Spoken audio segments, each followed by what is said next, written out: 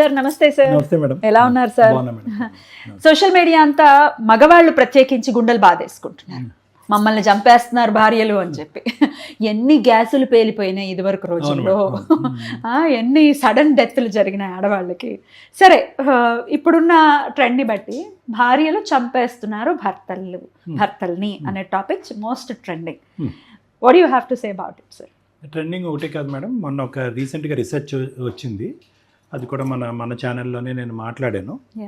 అందులో కూడా ఏంటంటే స్టాటిస్టిక్స్తో పాటు వచ్చింది మేడం. అంటే ఏంటంటే అన్నిటిలో పోటీ తత్వం చూపెట్టేటటువంటి వాళ్ళు ఈ అంశంలో కూడా పోటీ తత్వం చూపెడుతున్నారు, పోరాట పట్టును చూపెడుతున్నారు, గెలవాలనే తత్వం చూపెడుతున్నారు, but for a wrong reason. ఇందులో ముఖ్యంగా మనం అర్థం చేసుకోవాల్సింది ఏంటంటే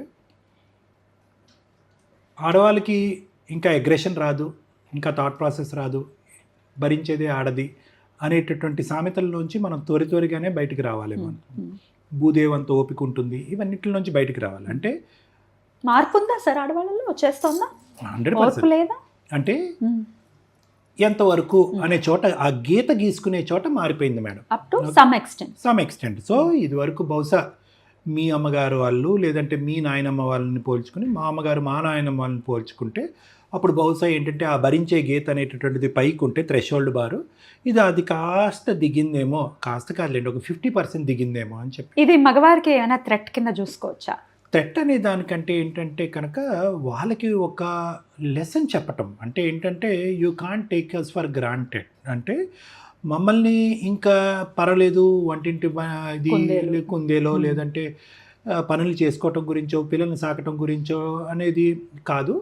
ఎక్కడో చోట మా వాయిస్ అనేటటువంటిది ఈ ఇంట్లో వినిపించాలి లేదంటే ఈ సమాజంలో వినిపించాలి అనేటటువంటి దానికి ఇదంతా ఒక నిదర్శనం. థ్రెట్ అని అనుకోవటానికి లేదు. ఇట్ ఈస్ ఇప్పుడు మీరు పైన మేము కిందన అనేటటువంటి సబ్జెక్ట్ ఎందుకు వస్తుంది అసలు? ఎందుకు రావాలి? We are all equal. మనందరం మనుషులే. నువ్వు ఆఫీస్కి వెళ్ళి ఎంత కష్టపడితే నేను పిల్లలతో పాటు ఇంట్లో అంత కష్టపడుతున్నాను. ఓకే, ఇక్కడ మన సిటీ లాంటి సమాజంలో ఆడవాళ్ళకి చక్రాలు వేసుకుని పరిగెడుతున్నారు మగవాళ్ళ కంటే ఎక్కువ. So this is not a threat but this is a message. దీన్ని ఒక మెసేజ్ కింద చూద్దాం.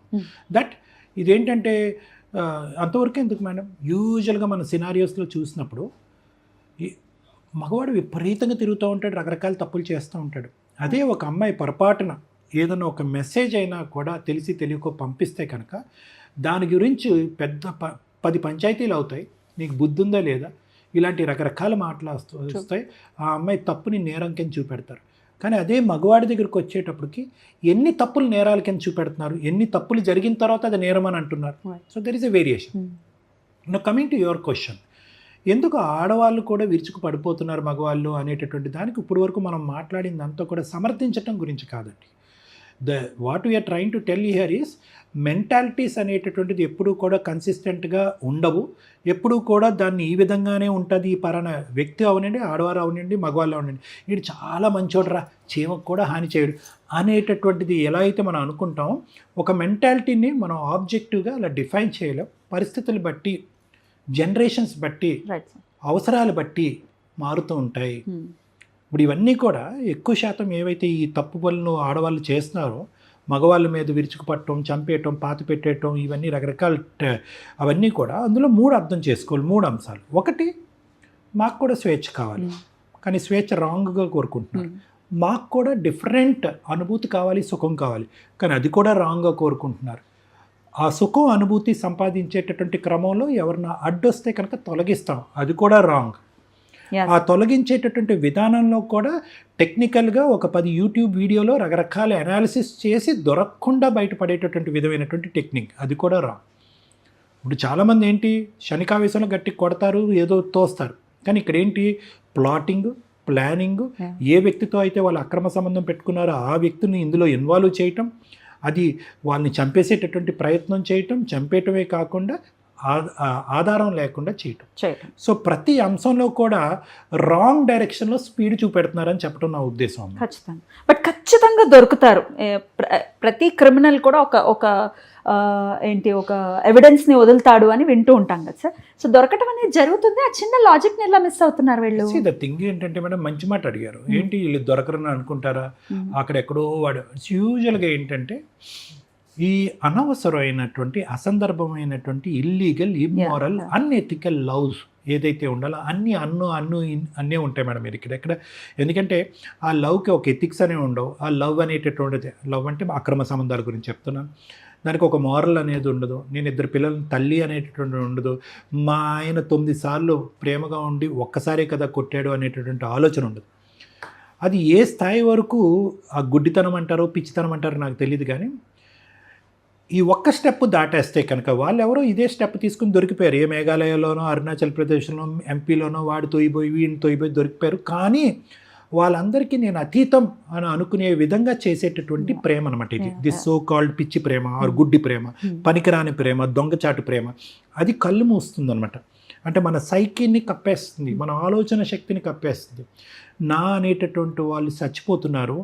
దీన్ని చూసి నా పిల్లలు ఏమవుతారు, లేకపోతే నా కుటుంబ సభ్యులు ఏమవుతారు, రేపొద్దున నేను దొరికితే కనుక నన్ను సమాజంలో ఒక 20 సంవత్సరాలు జైల్లో పెట్టినా బయటకు వచ్చిన తర్వాత కూడా లా అయితే కనుక నన్ను బయటకు వదులుతుంది. కానీ ఈ సమాజం నా కుటుంబ సభ్యులు ఈ చెరసాల నుంచి బయటకు వదులుతారా లేదా అనేటటువంటి ఇంగితం ఆలోచన రాకపోవడం ఏంటి? పిల్లలు విక్టిమ్స్ అయిపోతారు కదా.